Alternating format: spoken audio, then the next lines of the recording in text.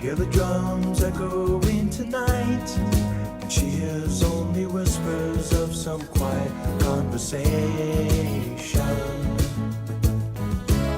She's coming in 12:30 flight.